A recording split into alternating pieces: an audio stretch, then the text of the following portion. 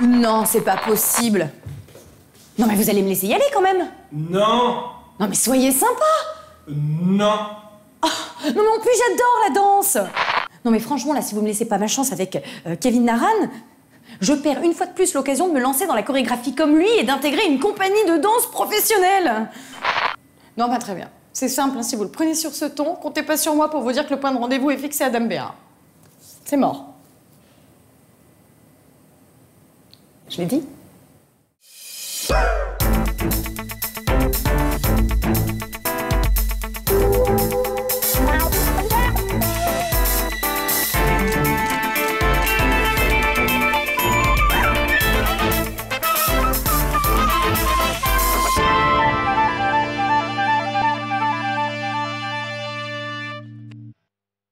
Oui, oui, tu l'as dit. Voilà. Hop. M'énerve avec son rêve de carrière de danseuse. Mais c'est vrai, quoi. Et toi? Pas un mot. Pas un mot. Attends, mais moi, tu vois, j'ai pas besoin de parler pour impressionner. Tu vas voir ce que tu vas voir. Ouais, j'aimerais bien voir ça. Au sommaire de notre émission, Déméné demandera à Christophe Ventoum du Move le programme du prochain Nomade Festival. Un petit tour sur la toile avec l'œil du net. Fabien nous parlera du mois du patrimoine. Nous terminerons par l'agenda du pays. Mais tout de suite, découvrez ce qui vous attend pour la suite de la semaine de la BD à Boulou Paris.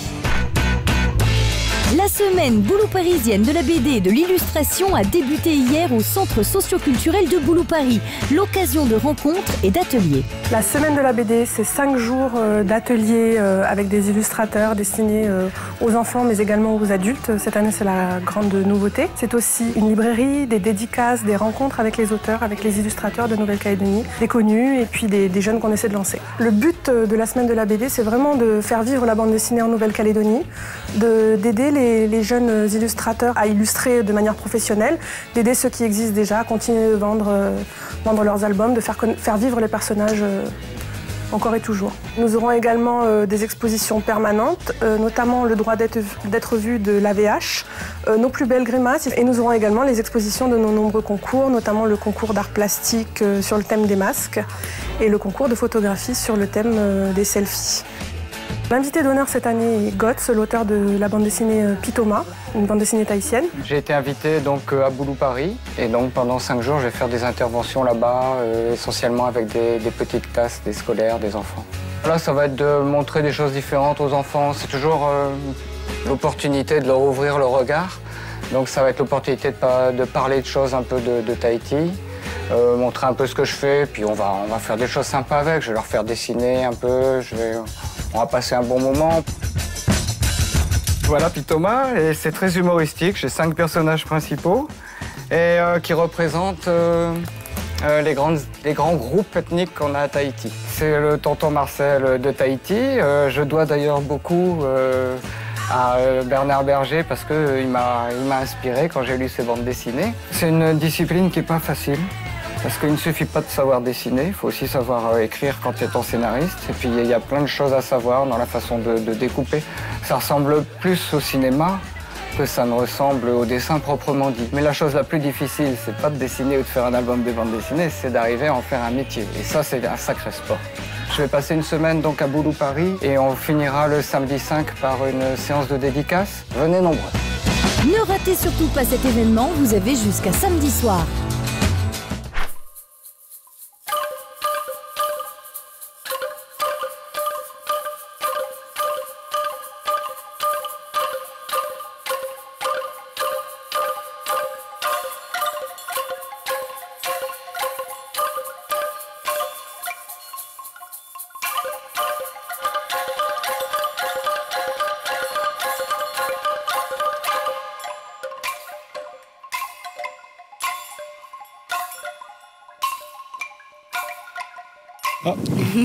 Bonjour Kevin Naran. Bonjour. Donc alors je suis avec Kevin qui est un artiste calédonien, qui a 28 ans et danseur et tout récemment chorégraphe. Alors pourquoi avoir choisi ce lieu assez atypique pour performer?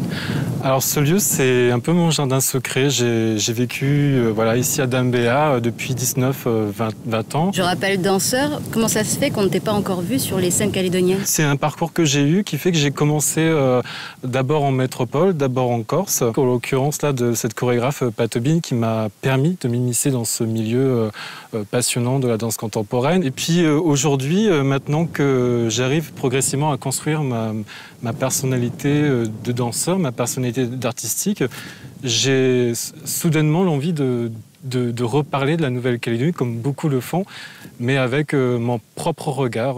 Je reviens sur ton parcours. Tu as été repéré par l'un des plus grands noms de la danse, Caroline Carlson, pour travailler 2 semaines au Théâtre Chaillot, qui est tout de même la scène internationale parisienne. Comment ça s'est fait? Elle t'a vu? En fait, il y avait une masterclass qui était faite au Théâtre municipal de Bastia et j'ai réussi à m'immiscer. Il y avait une sélection quand même. Et à la fin de cet atelier-là, j'ai demandé de signer un petit autographe. Et à ce moment-là, elle m'avait dit « I would like to work with you ». Et j'étais tellement étonné, je lui ai demandé de répéter 2 fois parce que quand même, elle m'a dit ça. Et oui, là aussi, je me suis senti encore libre, encore un élan supplémentaire. La musique locale, est-ce que tu en écoutes? Alors oui, j'écoute la musique locale. À chaque fois qu'on faisait des fêtes, voilà. Après, j'ai pas les noms parce que j'allais, je dansais. Mais dernièrement, je sais qu'il y a Denis Powarara que j'ai rencontré en Corse, parce qu'il a eu l'occasion aussi de parler de la Nouvelle-Calédonie à Porto Vecchio. Et j'ai eu l'occasion de m'y rendre et de rencontrer toutes ces petites familles d'artistes calédoniens et Denis Powarara que j'ai rencontré à cette occasion. Eh bien, ça tombe bien, on va retrouver Déméné qui va te faire découvrir donc des... Voilà. Voilà. On retrouve Déméné du côté de Rivière-Salée pour justement nous donner un avant-goût du Festival Nomade. Bonsoir tout le monde. Ce soir, on va vous parler de la 9e édition du Festival Nomade qui se déroule cette année au Café Le Move. On a d'ailleurs avec nous le maître des lieux, Christophe Ventoum. Bonsoir Christophe. Bonsoir. Alors déjà, pourquoi le festival s'appelle-t-il Nomade? Nomade, c'est l'idée d'aller de musique en musique, hein, donc de styles différents. Donc on parcourt le rock, le reggae, les musiques jazzy, le kaneka, etc., etc. Donc voilà, c'est beaucoup plus cet esprit-là. Les groupes qui sont accueillis, qui seront invités pour ce festival? Le vendredi, on aura Jimmy Wedin, donc en soul funk. On aura également Patrice Prudent en rock et Old Africa, donc raga, zouk. On aura le samedi Michel Mollet, donc voilà, beaucoup plus intimiste, folk. On aura également le groupe de kaneka de Mare Senada et notre Ixon National. Sur le Nomade, on fait nous une programmation où on mélange les styles, on mélange les artistes. Et l'idée, c'est vraiment de faire que le public se mélange.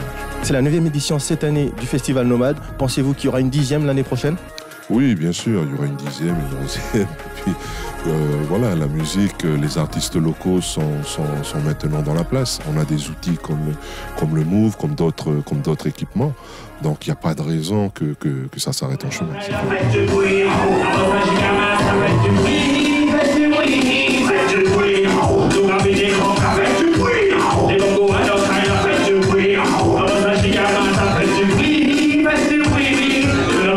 On ne pouvait pas se quitter sans vous présenter le groupe qui vous a donné un petit aperçu de ce qui va se passer durant le festival. J'ai nommé Old Africa. Maintenant, on va les laisser à leur dernière répétition avant le jour J. Et je vous laisse retrouver l'œil du net. Et je vous dis à la semaine prochaine. Une cartographie musicale, vous en avez rêvé? La voici. Répertorions les milliers de genres qui ont fait l'histoire de la musique. Et en plus de pouvoir écouter un extrait, vous comprendrez les proximités entre les différents styles. Junior, cela faisait un moment que l'on ne vous avait pas présenté de créateur de contenu vidéo sur la toile. Découvrez de toute urgence Monsieur Méa qui nous parle de manière claire et précise de cinéma, comics et jeux vidéo. Alors pour les plus jeunes d'entre vous, si on vous dit film avec un chien, vous pensez Beethoven ou Airbud si vous avez vraiment pas de goût. Et ben en fait non, la tradition des films canins remonte à longtemps, bien longtemps, du temps du cinéma muet. Avec Blair tout d'abord, premier chien de toute l'histoire du cinéma ayant joué dans Rescue by Rover en 1905. Retrouvez une production 100% calédonienne maintenant sur Internet. Présentée au Festival de la Foi 2015, Nakamal, les colocs est le premier épisode d'une série en recherche de financement. Si vous aimez, partagez. Mais tu n'y connais rien à la politique locale, Claire. Ouais, ok, promis, je voterai pour eux. Voter? Ici? Toi? Mais t'es arrivé il y a combien de temps déjà? Environ 8 mois.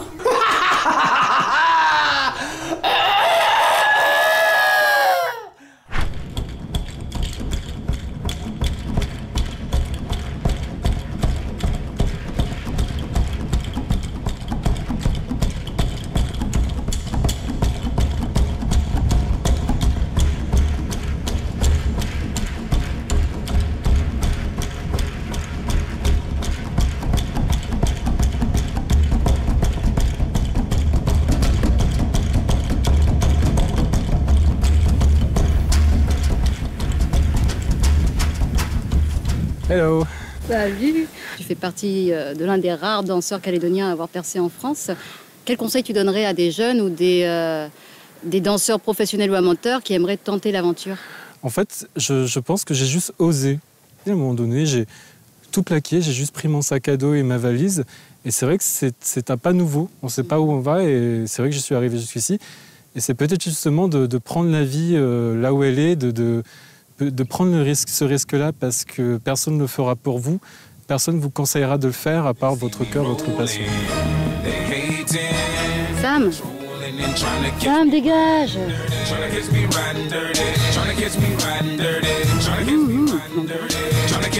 Pardon.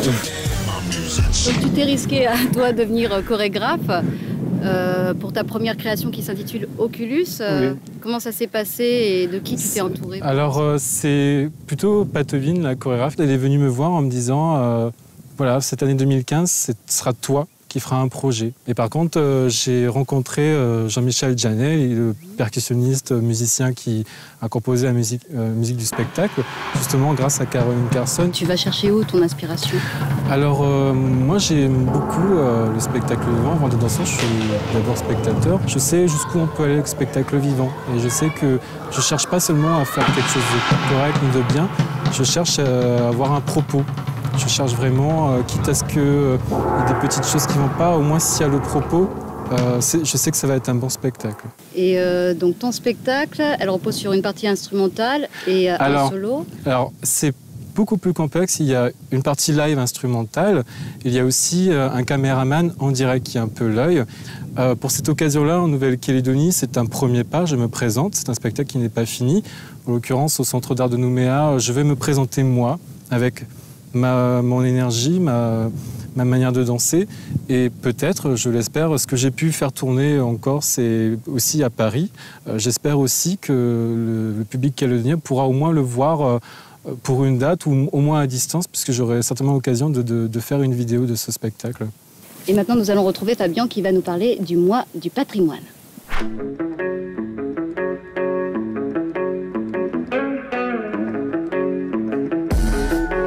Bonjour Ingrid. Bonjour Fabien. Donc la province Sud, vous êtes à l'initiative de l'événement Le Mois du Patrimoine. Vous pouvez me dire qu'est-ce qui va se passer? Le Mois du Patrimoine, on en est à la 22e édition déjà. Donc il va se dérouler du 4 septembre au 5 octobre et sur la thématique La jeunesse d'hier et d'aujourd'hui. Où ça va se passer? Donc dans l'ensemble de la province Sud, toutes les communes vont participer. Pour le premier vendredi, on va proposer au Château Hagen une exposition musicale sur l'enfance en partenariat avec le Conservatoire de musique. Et après, tout le long du mois du patrimoine, nous avons les différents partenaires qui vont proposer des événements. Et nous avons par exemple l'association Art Show qui proposera une animation, une journée où justement les jeunes de Thio vont mettre en valeur leur patrimoine à travers différents ateliers. Il va y avoir du slam, du graphe et des ateliers comme de la vannerie, de la sculpture, etc. le 20 septembre. Et sur Païta, on a l'association par exemple Témoignage d'un passé qui proposera le 12 septembre une journée dédiée sur les échanges intergénérationnels. Est-ce que ces événements sont payants? Non, c'est vraiment sur ça qu'on va mettre l'accent, c'est que tout est gratuit durant ce mois, toutes les activités, toutes les manifestations sont gratuites. Les musées aussi proposeront des portes ouvertes. Donc c'est vraiment l'occasion de découvrir le patrimoine de manière gratuite dans toute la province Sud. Merci Ingrid. Merci Fabien.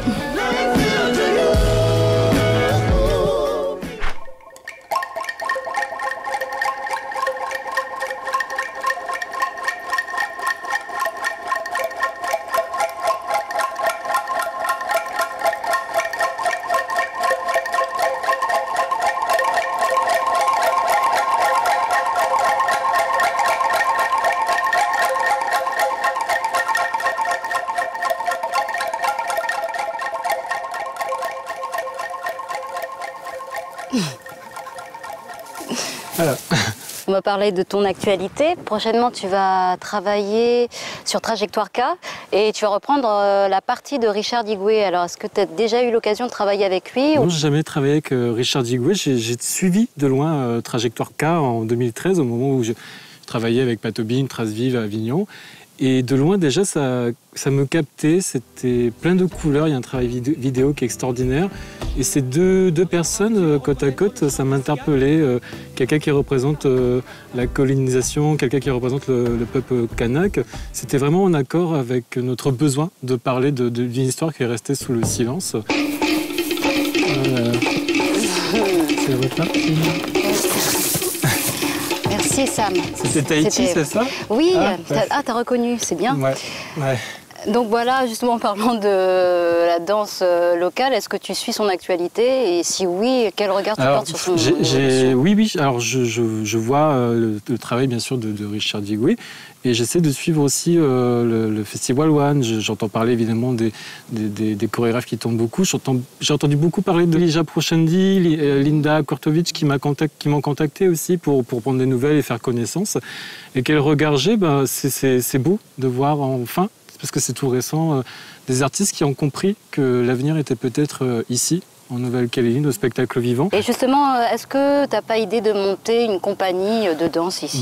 J'avais envie de faire une association. Après...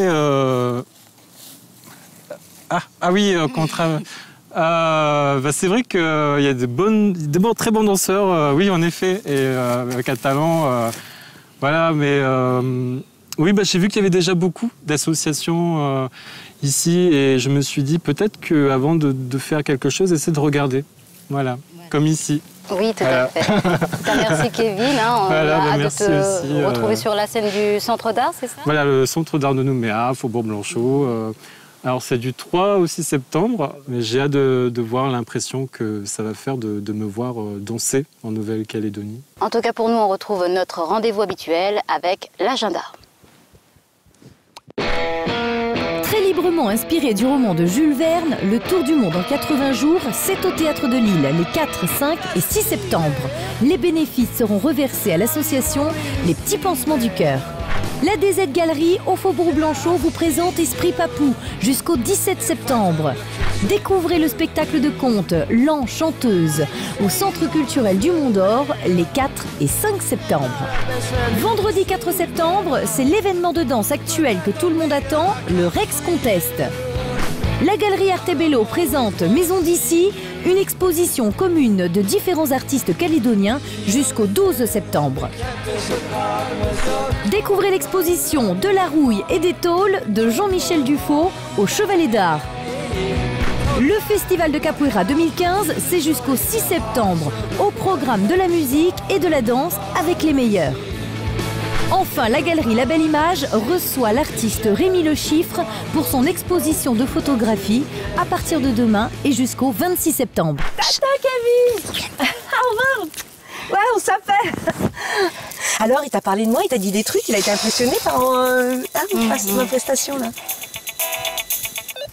Alors, vous lui avez dit que je faisais de la danse? Hein? Oui, j'ai commencé il y a 2 jours, et alors? Non mais j'ai les bases quand même. Et en plus, je suis super motivée. Qu'est-ce qu'elle croit celle-là? C'est moi qui vais engager, hein? Bah voilà. Ah non mais là, elles ont cassé l'œuf. Non mais laisse tomber, Myriam. Non mais, je veux dire, elles ont étouffé l'artiste qui était dans l'œuf. Oui. Oui, tout.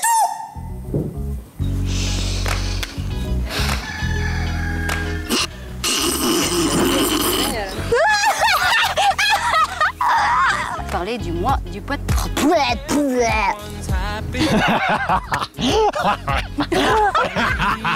C'était énorme. Pardon. Oui. J'étais presque.